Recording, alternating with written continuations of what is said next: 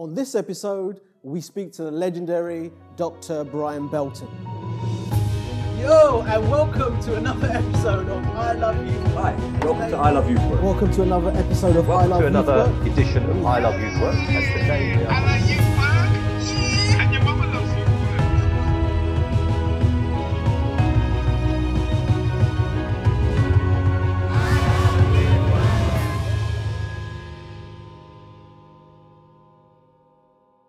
Welcome to another episode of I Love Youth Work.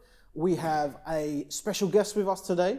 We have the legendary Dr. Brian Belton, who is senior lecturer at YMCA, George Williams College. For those of you that don't know him, where you been? How could you not know Brian? How could you not know him? Robin is here as usual to accompany us on this journey.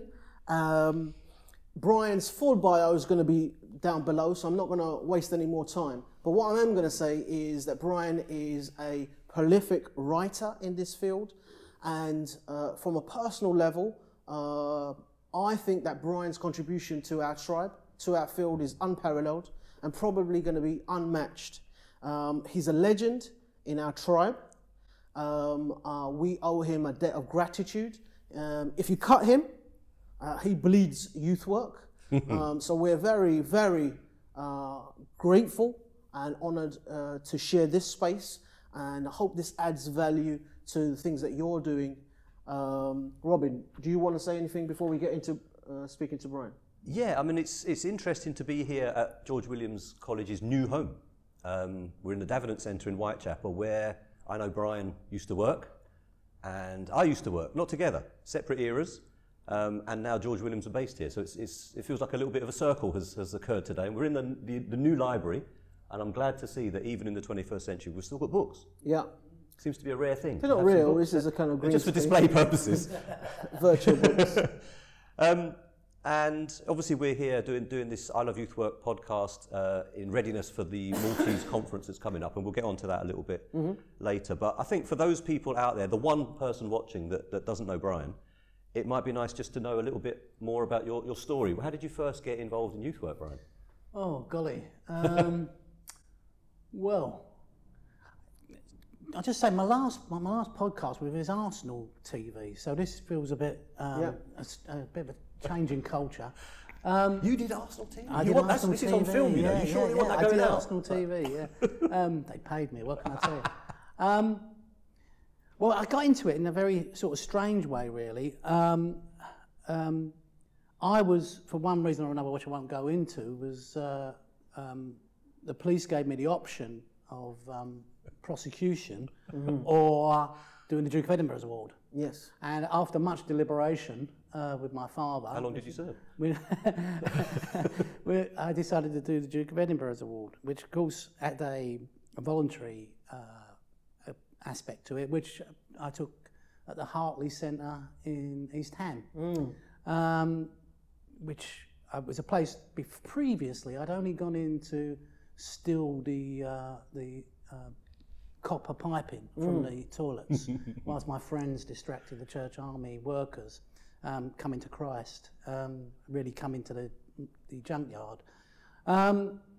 So I'd done my voluntary service there, and the word got around that my approach was interesting, and I was approached by another big organisation, Fairburn House Boys Club, to come in and help run that place down in Canning Town, really to modernise the place. What kind of dates are we looking at around?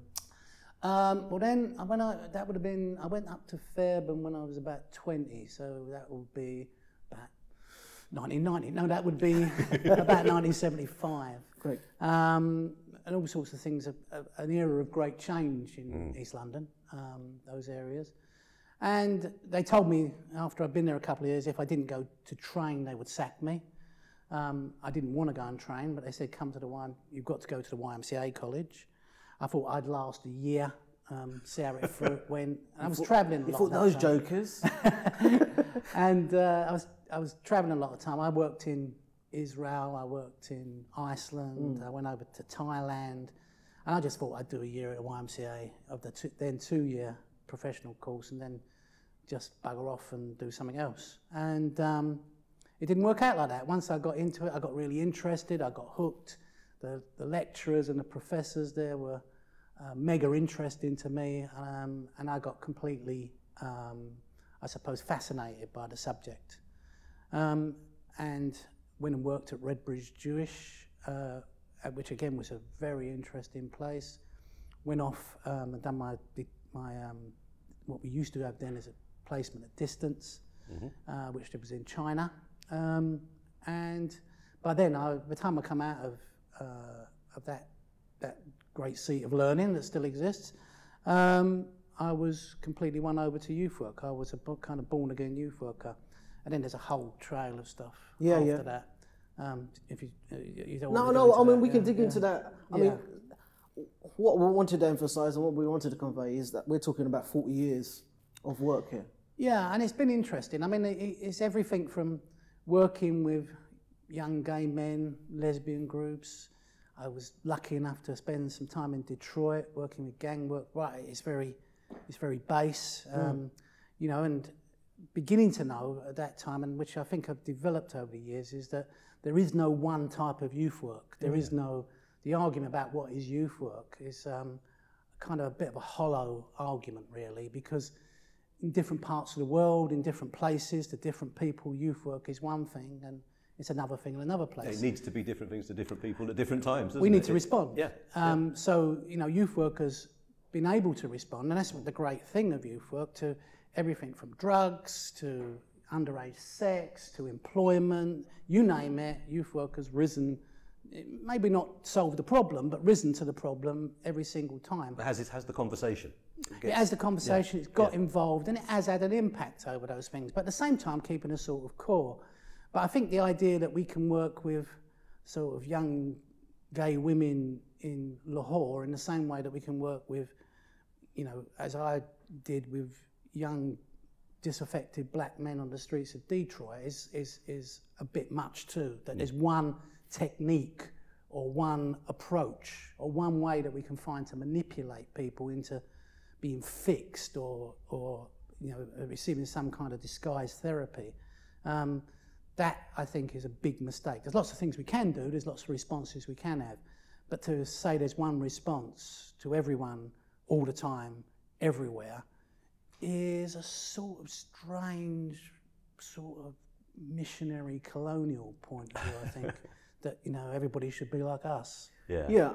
We have the answer. We have it's a really wide tribe, and we've had conversations with various different, you know, professionals and people just joining this profession, pointing out that stuff, kind of learning it. And we've got people watching this now who are just entering their profession. You know, they're coming out of college, they're coming out of uni, and they're saying, you know, what is this, you know, profession? I'm hearing that it's, you know, reducing. Where's that conversation now? So you've seen, you've got a quite a unique position to see where the conversation's evolved. Where are we now? What's the current conversation? Well, I think the beautiful thing for me about youth work is the conversation keeps changing. Yeah. And I think there's those of us who want to bring it back to the same thing, and that's all right if that's where we need to go back and look at things. But take what's happening in Malta, for instance.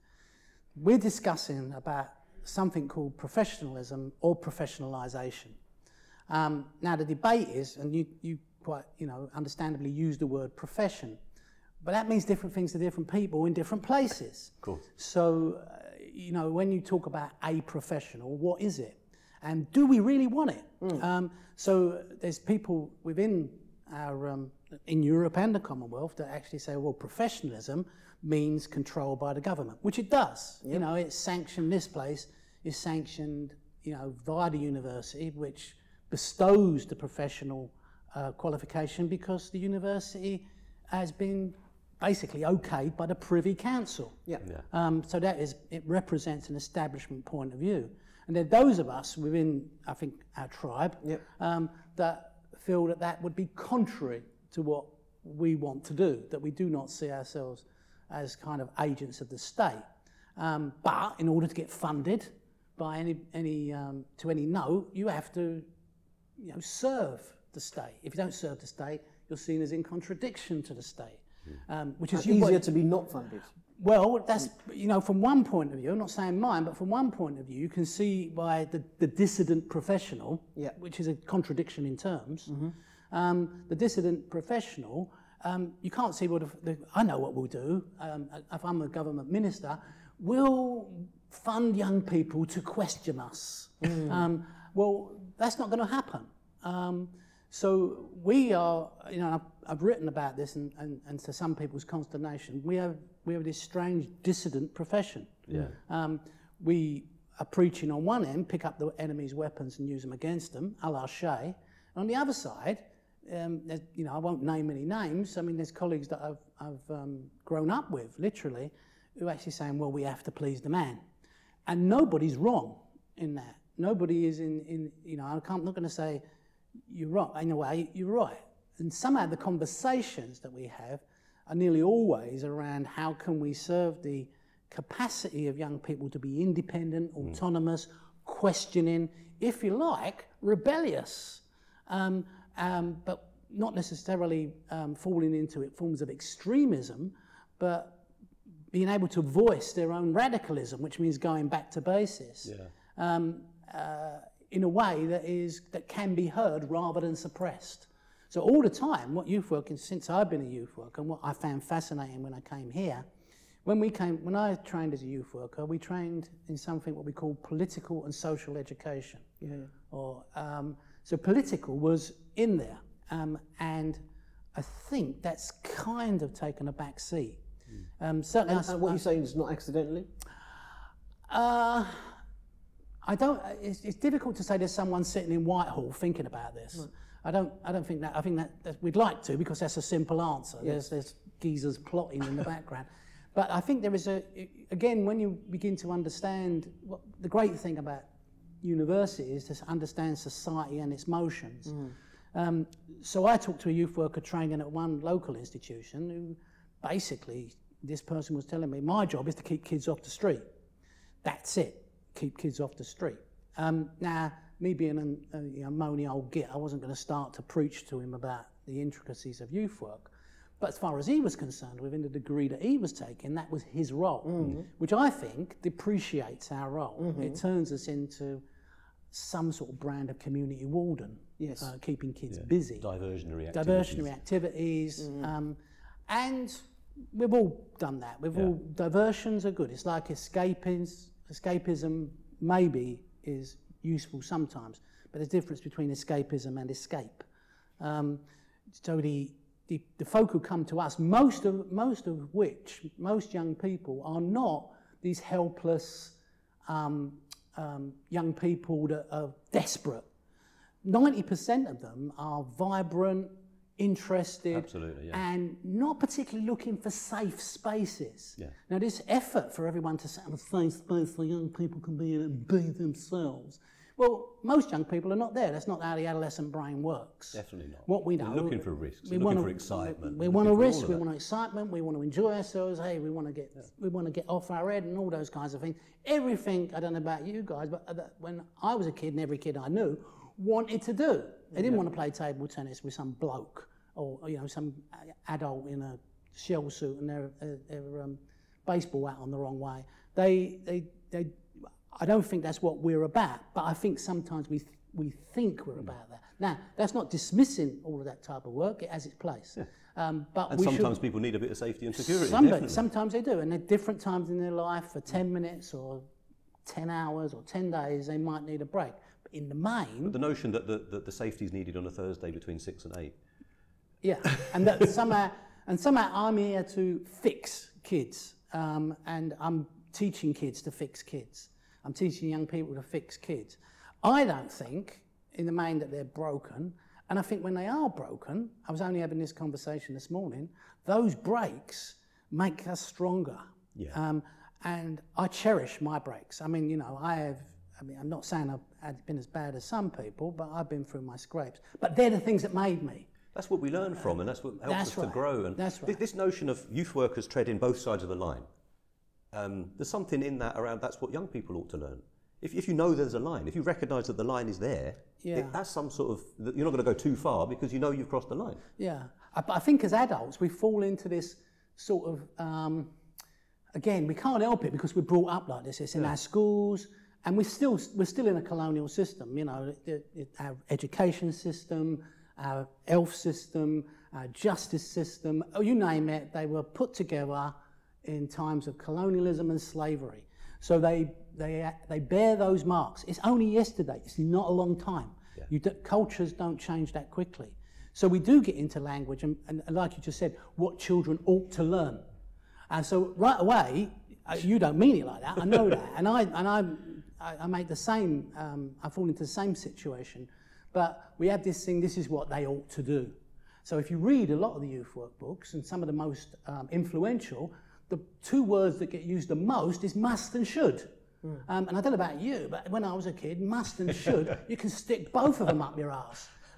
The idea is you tell me I must do something, this idea that, you know, a youth worker needs to be careful what he says to me because it might influence a young person. Most young people, most of the time, take no notice of adults. You know, if a youth worker, again, you can only relate to your own experience and your wider circle experience, but certainly in my experience, the young people that I work with, you know, hey, you needn't do that, you know, basically no, you know, go fuck yourself. It isn't, oh yeah, the youth worker said it, therefore I'm a helpless sort of individual who can't think, well, you know, no, it doesn't work like that. It works the other way. Yeah. We know that. Young people tend not to do what they're told. Yeah. And the idea that there is a manual somewhere in these shelves that tells you what to do in every circumstance, this is the answer, is nonsense. No, the person who knows the answer is the person in front of you. You see, the difficulty the answer needs to come from them, working with training and being involved in training and education of youth workers is to address the person in front of you. Now, never mind about the technique that you might be able to apply this person, to somehow that you can use, you know, one type of clever way of keeping eye contact or acting cool or whatever it is, that you can somehow use this to manipulate several techniques to get this person somewhere into this world of betterment. You know, like one kid I was talking to just the other night in a piece of research I'm doing with young white boys is better than what? You know, and I was quoting a youth worker who calls herself a change agent, and he's asking me to change from what to what for what. What's wrong with me or the way I am? Can I change back again next week? Well, yeah, to whatever it is that you see the idea of betterment, better than what? You know, the better than what I am. And again, building relationships with young people. You know, these are professional adult languages that if you talk on Instagram or on you know, Facebook's the old people's route now, isn't it? But the idea that being in a relationship to someone who is 14 or 15 doesn't mean what we think. It can mean anything from friends to amour to being sexually active. So I have this vision in my mind when someone said to me the other day, it's all about, youth work's all about relationships. Well, you know, if I get some youth worker knocking on my door and say, look, I'm after having a relationship with your daughter, and I want it to be close. And I've heard these words, intimate, loving relationships with my daughter to make up for something that I'm not doing. You know, again, we forget that somehow there's more people involved than just me and the young person. There's their community, there's who they are. And most of the time, we don't understand these community, family relationships. How could we? And that could be true of, you know, a family around the corner here or up the road here. But you started this conversation around your international experience way back then when you were younger and working out there. You're still very involved internationally.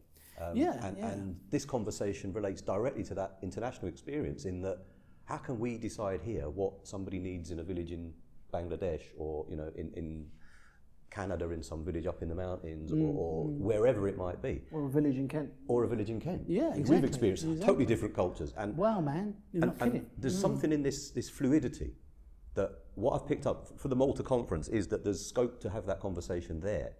So I was going to ask you now, what questions do you think we need to be asking or answering in Malta? Well, given that it's Commonwealth and the European Council coming together.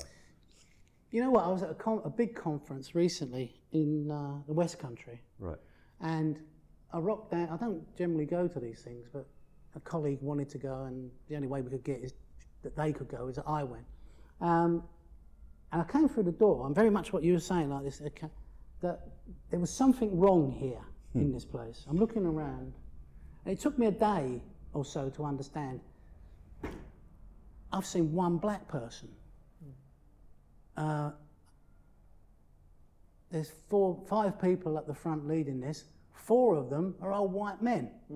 And this has no relation at all. I'm sitting in this game feeling increasingly uncomfortable. One, it has no relation to where I come from. It has very little relation to the nature of practice, of who represents. You know, most of the young people we produce. I was on the train coming over here. I don't say every part of Britain's like this, but this was, you know, you see there's a bunch of little kids sitting there, and they come from everywhere. I mean, you know, their families perceivably come from everywhere, and that's a beautiful thing. It's the only thing, really. There is no option other than that. But what disturbs me is when I go to situations like that, and makes me ask the question that is almost dangerous to ask in that situation. Why are we like this? Why is this profile like this? How did we get to this place? Wife, it's okay. How did we get to this place? How did we get to this place? Yeah, and who's here? But more to the point, who's not here? Yeah. And why are the people here? And why are the people who are not here? I mean, that's the kind of thing that I find myself asking the question. And what I think we've tried, and this is a lot of credit to Miriam, what we've tried to do is to create spaces where there are numerous voices, not necessarily running in the sort of didactic way of the guru stands at the front and preaches, this is what youth work is. Rather, we tried to create, and there's chaos built into this. I mean, and that's, to me, a good thing as well. But I would say that, wouldn't I? I think what we should be searching within that place is for our own voices. Because what I find at conferences, time and time again, is it's a bunches of people sitting relatively passively in front of so-called gurus, or so thought of gurus. Let's see that these folk have feet of clay. They come with a point of view. And I have a great admiration for people. I really do. I give credit where credit's due. And I put forward Dana to come because I think her point of view on professionalism is balanced, and it's not European, and it's not Commonwealth. It's something from the outside, but which can become the inside. So it's finding voices and then seeing how we can all speak together, and how we can argue but not fight. That how we can contest in a commodious sort of way, rather than try and put down that person's idea for the sake of our idea. Now that's a struggle for human beings, I think, particularly coming from the West, where we're all about adversarial natures. Why I asked Ash and Arjan to come from India was they have a more deliberative way of doing things, which comes from a particular, not wholly, there's no such thing as an Indian culture, but there's a more subcontinental Eastern culture, which is about deliberation and frank but caring argument. Rather than this adversarial stuff, I win, you win, which I think is very set into our culture. And that's part of the enthusiasm I have for the opportunity to work with the Commonwealth, is that we know it's past, we know what it was, but it's a unique grouping of nations. And there seems to be, at the events that I've been involved in and have been since I've been around the Commonwealth, there seems to be some conversation around changing that narrative. There's learning that can come from anywhere to anywhere. And there's expertise in nations like from the south to the north. The stuff that people have been addressing for many, many years in the south, migration and environmental issues and all kinds of stuff, that the north need to learn from. Well, I think and probably stuff the other way. It's got to come all directions.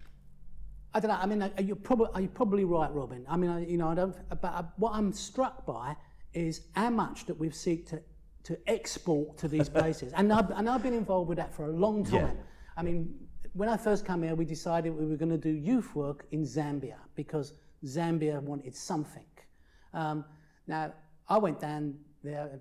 I used to go for the day. I mean, that's how mad I was. You go and run study days for the day in Zambia. Get on in the morning, get out in the evening. But the idea that you can't try to put across this set of notions that are relevant to this place in that place. Yeah. What was interesting, the way the guys, the study group that I worked with worked, there was no access to books. When you got into the airport, first thing I saw in the newsagents, no free reading. But that was kind of, what? No one could stand, that was there, no free reading. What struck me is when, on my first study day, when I was talking to the group in our lunch break, 2 of them had walked 30 miles to get there. Mm-hmm. Yeah. And they got there before me. And I was on time, strangely enough. Then I come back to Britain, and people are rolling in an hour later, and going, I had a headache. You know, I'm not saying that their headache should be dismissed, but look at the difference between this search for education. I think this thing about professionalisation. So I've met some youth workers from Kenya and from Zambia and South Africa and all over Cameroon, India. If we impose our notion of what professionalisation means, they can't practice. Well, I think the idea that you can impose it, you see, this is the idea, and I think what we're convinced is we've found a way, it kind of works, and we can impose that on people. Now, what you have is like, you have the entire story of colonialism, which always ended in tears. Nothing has been imposed. No. I mean, what you've done is you've got a group of people that's tried to impose something, but what you've had is a resistance to that. Even the ideas of democracy. You know, that's great when you've only got Republicans or Democrats or Labour and Conservative, but when you've got 30 political parties, right, and then the one who gets the most votes is the one that rules, the other 29 are pissed off, understandably, because they're the majority. Yeah. So that idea of democracy works within very limited confines of democracy. So what of education? What of youth work? If you see things with the blinkers on, it looks like it should work. And then you get there, you take your blinkers off and you think... And it looks like it's fair, but it's not fair. Not. I mean, what seems to me, and taking on your original point on this, is that there is a great deal, I mean, and more, because there's more ideas coming that way, that's going on in China and India and Bangladesh than is going on here, and Africa. We have become set circa 1968. Pick up yesterday's published book, it's the same as the book that was published 4 decades ago, practically. We haven't learned anything. It's like the world ends. People say, the death of youth work, the youth work is dead. Yeah, around the very white cliffs of Dover, it's going through a bad patch. But there's more youth workers on the planet than there's ever been in any time in history. Mm-hmm. So there's people sitting in their loft with their Kleenex, actually, well, the death of youth work is finished. There's 45,000 who's been counted youth workers in Kenya. That's who's been counted. Yeah. And then you get people sitting and saying, well, it's not really youth work. Well, according to you, it isn't. Yeah. By what definition? So one of the things I wanted to add into the space was, if only you spoke your mind. You know, like, you know, if only you was a little bit more passionate and a bit knowledgeable, then we wouldn't be in this mess. I know. I must do something about that. I think, look, there's a provocative thing I want to put into the space, which is this thing about standards. There is a conversation that's happening, and all 3 of us live at the edge of the trail. You know, we're not the sound bites invited onto the BBC or members of the national agencies. Yeah, I've been on Arsenal TV, weren't you? Yeah, that's so cool. But you're used to being kind of like at the edge of the trail, being a West Ham supporter. And you know, suffering. I'm forever blown by.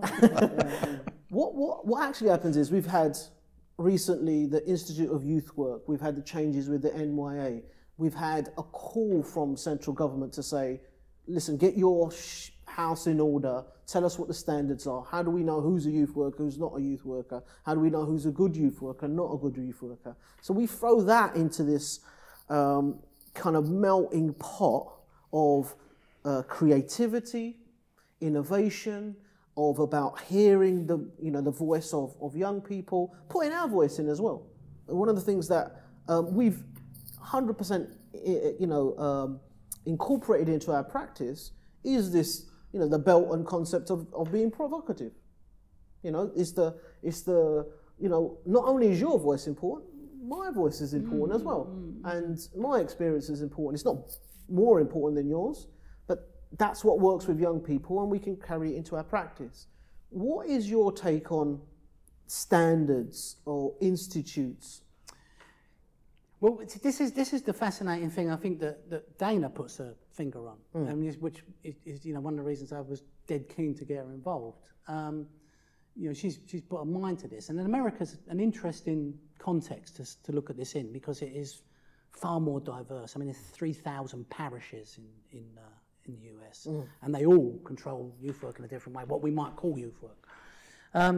So you've got this idea that why it's a good laboratory for that kind of thing is that, I'm not going to gainsay what she says, and I'm simplifying it terribly, but the idea that you have we must have some sort of standards for our young people. As a parent, I don't want any old person, I was in Belgium a couple of years ago. Well, I shouldn't really name. I was in a European country a little while ago, and I brought up the case of their youth workers who are not monitored in the same way as they are here.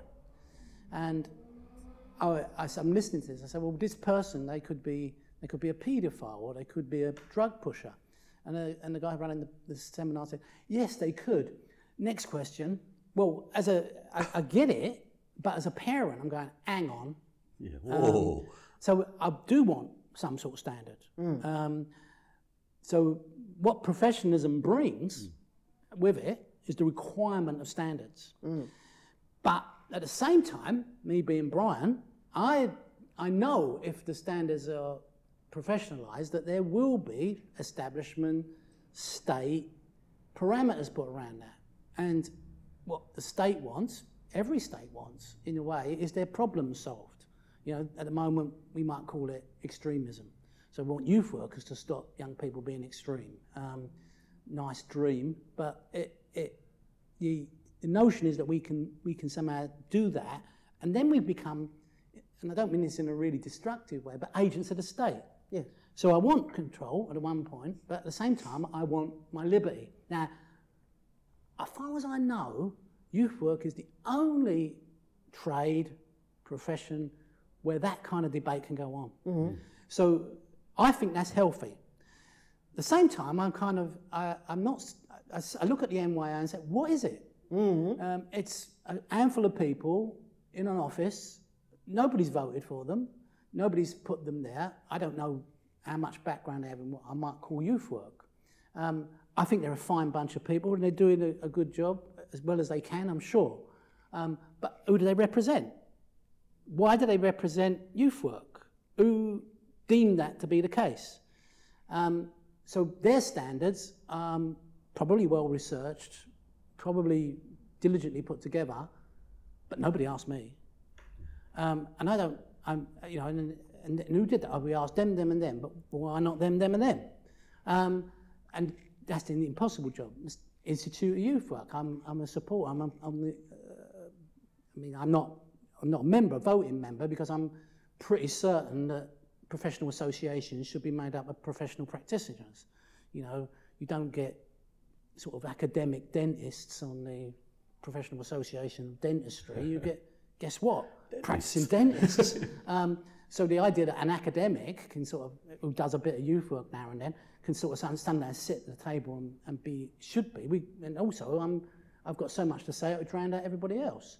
So again, the Institute of Youth Work trying very hard to be representative, but are they representative? In fact, they're nascent and small. That doesn't mean they're toothless. So whereas this licensing business has come in, like it's been tried in Wales, it's been tried in Malta, more or less successfully. I mean more or less successfully. Who's going to enforce it? Well, if I decide I'm going to go and work for some private company as a youth worker, and they say, well, you've not got a warrant, yeah, but I've got 30 years of background, so you're going to stop me coming in because I don't have the appropriate warrant? Yeah, I've got 1,000 young people waiting for a session. What do you mean? Well, that's right. So I get it. I get the logic behind it, that you're trying to. But who said you can control the gatekeeper? Who voted you in as the gatekeeper? Yeah. I mean, you're from where? Who are you? And suddenly, well, I'm this sort of person. Well, why did you suddenly decide who can come in and can come out? What if it's like the cops now, you're going to let in people with tattoos. I mean, is it going to come to a point where youth workers with tattoos can or can't come in. So are we talking about standards as a minimum rather than a maximum? Because I think that's sometimes when I look at people and they say, this is the guidance that come out.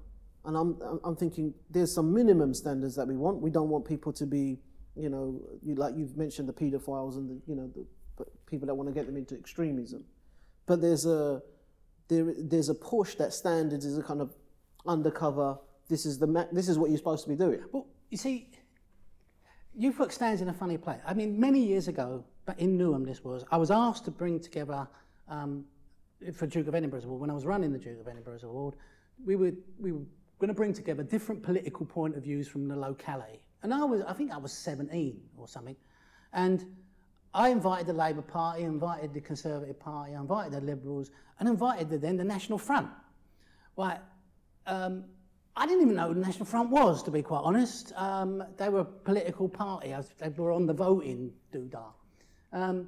So the invitations went out, and then suddenly you've invited the National Front? You know, what are they giving them a voice to, these Nazis? Oh, Nazis? I mean, so anyway, we'd gone too far. They rocked up, and we started on the housing problem in London, and we got each representative said, so they got round to the National Front guy, and he said, what we plan to do is to demolish all the houses in central London and build prefabs around the perimeter of London for people to live in. And there was kids there as young as 12, and they all started laughing.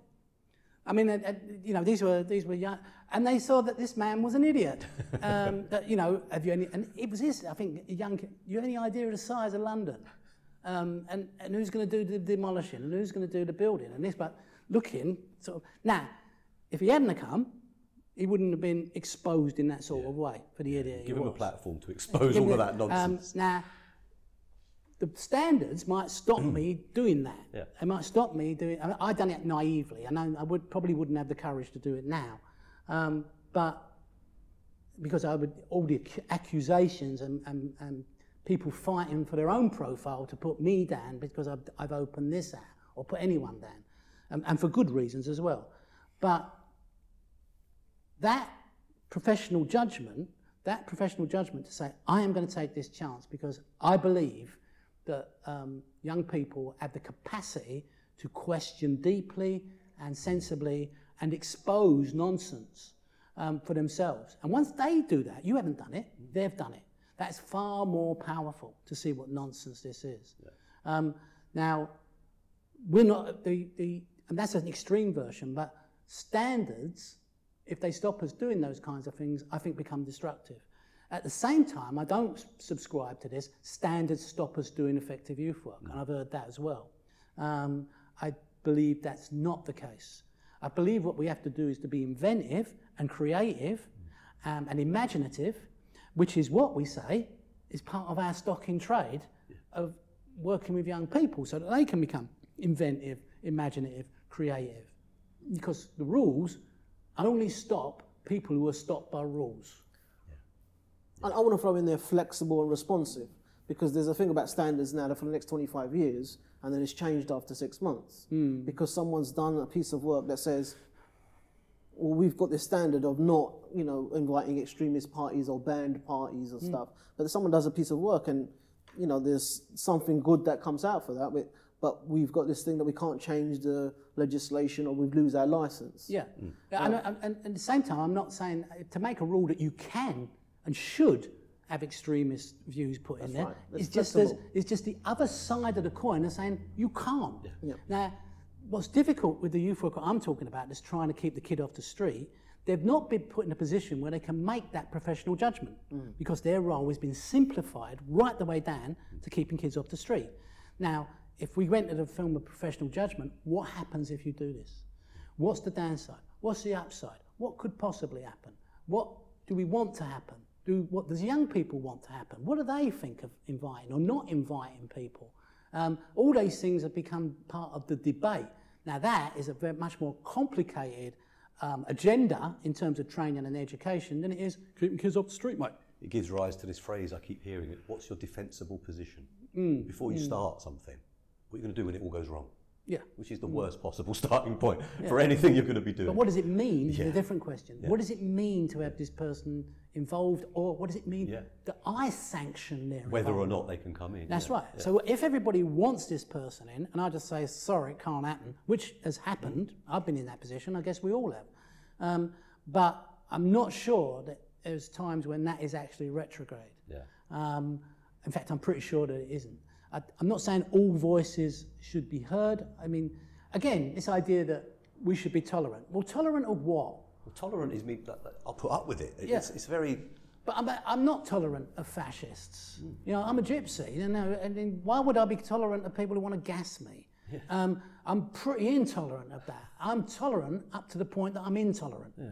Now, do I accept that person into my life? Well, no, I don't. I don't like sexism. I don't like racism. I don't respect you for being a racist and a sexist. But everybody's entitled to respect. No, everybody needs to earn respect. Same as trust.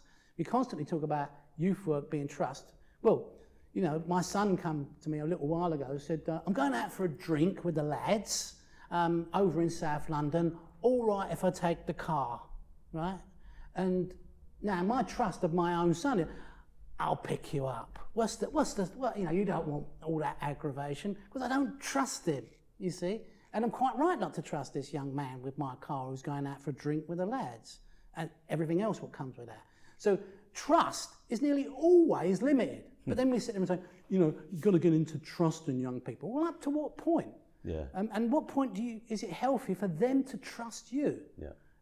All these are kind of difficult debates, which in a lot of the literature and in a lot of our conversation gets simplified. Yep. I like making them, and that is the problem that we're faced in institutions like this, of how do you prepare people to go out amongst young people and suspend this sort of route one thinking around youth, and not only in UK, but actually when I go overseas, I actually see people much more alive to this way of thinking than I often do here. We have a very soft authoritarian view here about things must be this way. Yeah.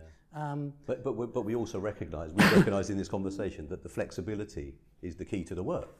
And it's almost the phrase that came up in that project we were doing in Kent. We need to be rigidly flexible. We need to stick to our flexibility and not waver, which doesn't make any sense at all. But that's kind of where the magic happens. Yeah. And we have a particular style, and we can be advocates for particular ways, and that's cool too. Yeah. But there is a point where I'm not going to be flexible. No matter how much someone tells me to be flexible, at that point, I'm now become inflexible. My flexibility has allowed me to be run out. Inflexible. I mean, and you see, this is the idea. You come to these points when you start to think about it. You know that that I've reached the limit of my flexibility with you, because this is what I find that I can't go with you. I can't walk this mile with you. I walked the last mile. I can't walk the next one, and that's just the truth. Yeah, yeah. So talking about the truth, this is a segue into what happens at George Williams. If you had to describe someone, like someone's thinking about doing a course at George Williams, what happens at George Williams course, the ones that you participate in, the ones that you lead, your senior lecturer here, what does it look like? I mean, well, you see, the general view of education is that someone comes into an institution, the institution does things to them, and they come out there like a sausage machine, a better sausage than they come in. The only thing that, see, having been a student here and having studied here and having graduated and now teach here, and taken it beyond these four walls, beyond any four walls, is it's down to you. You see, you'll get out of this what you're prepared to get out of it. There's people that go through here, even in my year, going back to the Dark Ages, there's people that, well, I got through that. I didn't go to placement once. I went to a placement, Redbridge Jewish, big place.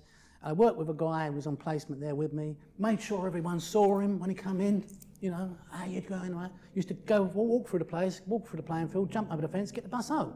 And here's me working, trying to do all these things. And, you know, in their own way, a very difficult group of kids, you know, I mean, in a way that is not like round here, for instance, you know. These are kids who turned up in taxis, you know, and, you know, had you know, wealthy kids, you know, could do you down with one sentence, you know. One of them said to me, you know, are you the manager here? I said, I am tonight. And she said, you couldn't manage my shit house. And she walked away. I remember one of my first lectures at the other George Williams. That's a testimonial on your website. The course that I did at George Williams was called Informal and Community Education. And I can remember sitting in one of the rooms, one of the first lectures in the very first term.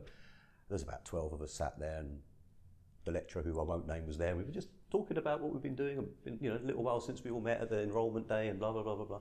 And then somebody said, when does the lecture start? It wasn't you, but whoever was there went, it's informal education. We're not going to teach you it formally. Like, what are you talking about? But they see, that's the contradiction in terms. You see, what people come to this place to do, and to most institutions, have something done to them. Yeah. Whereas the emphasis, if you've really got it, is you start doing stuff. Yeah. Now, again, the very notion of informal education, if you go to the books where it comes from, that you're going to teach informal education means that you've formalised it. I mean, wherever way you teach it, you've formalised it because you're teaching it. You write it down in a book and you start telling people how to do informal education. You've formalised it. Then when you read the books, you see what it is. It's trying to educate people without them actually knowing it, right? So then this crock of shit gets peddled as education. Well, education that someone don't know about isn't education. It's either indoctrination or propaganda. It's brainwashing. So what we're talking about, so what it is covert education. It's covert, and if it's social, it's mass. So I'm playing table tennis. The kid thinks I'm playing table tennis. Hey, I've got something in mind for him. I've got the learning outcome. I've got a learning outcome. You know, I've sorted out his shit. You know, I mean, and how patronising and impossible that is. And then people go around, I've been sitting there and saying, remember you're an educator. Yes, I'm an educator. And you say, what's 11% of 15%? And the vast majority of them go, 11 or 15. Because, yeah. So what are you going to educate people in? And what you're going to educate, what's the assumption you're making about a group of people? You rock down to their estate and you're going down there with the calls in your head that you're going to educate. And what's your assumption? That they need it. That they're ignorant. That they are relatively ignorant. Yeah. Relative to what? To me. Chapter 7 in the book. And again, the difficult thing to work with people coming into this, because people understandably come in and they want a certain amount of status often, is guess what? The biggest teacher in all this isn't me, isn't my books, it's the kid on that estate that will teach you, if you allow them to, if you become a learner in their place, of how to work with them. It's the real version of the word that's education, right. That's right. So you've got to get into this where that person, you learn about that person teaches you about them. Yeah. And you drop what we used to call here when I was a student, making the familiar strange. Making the familiar strange. What you think you know, actually you don't know.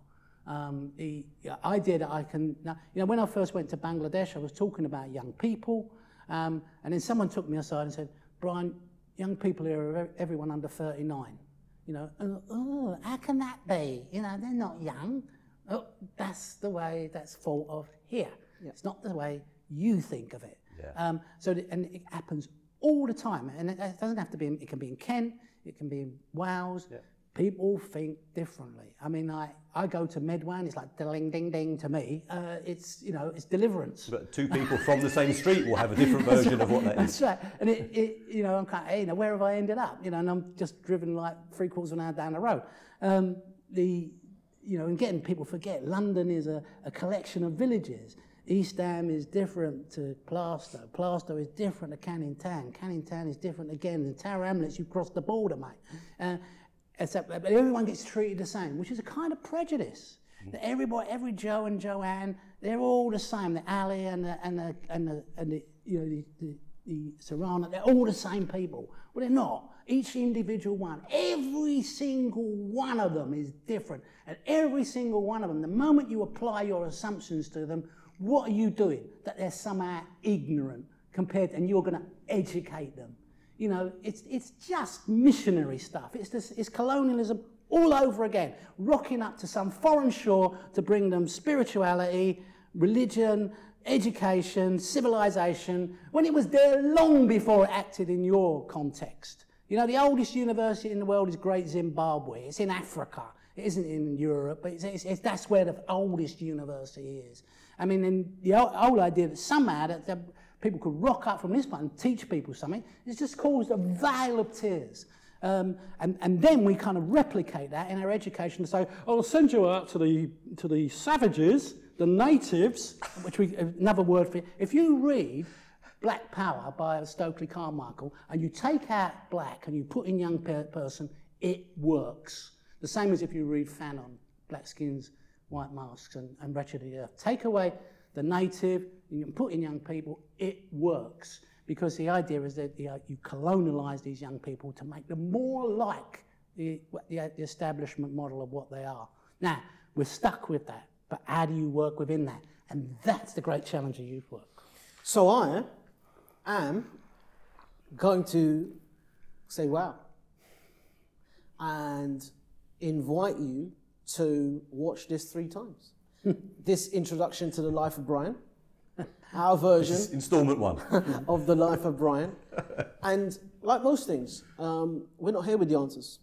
I know very sure that we've posed some questions here, and we'd love your comments. There should be a space below if you're watching this on YouTube for your comments. We're going to include Brian's personal mobile, so you can phone him. No, we're not going to do that. We're not going to do that. So you can contact him. You can, but I'm sure that people can contact him directly at the YMCA George Williams College. But we'd love your views on this, your comments. This is a space for us to talk about the things that are important to us. Let's have the conversations. Let's have those conversations. We need to. We're making this up as we go along.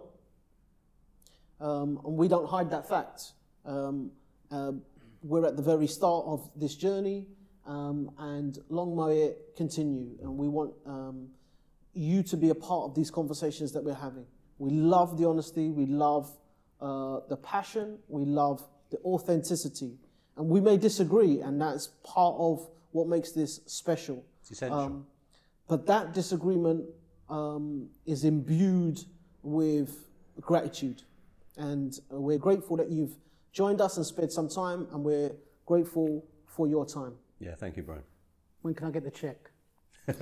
Okay, thank you. Cut now! Cut!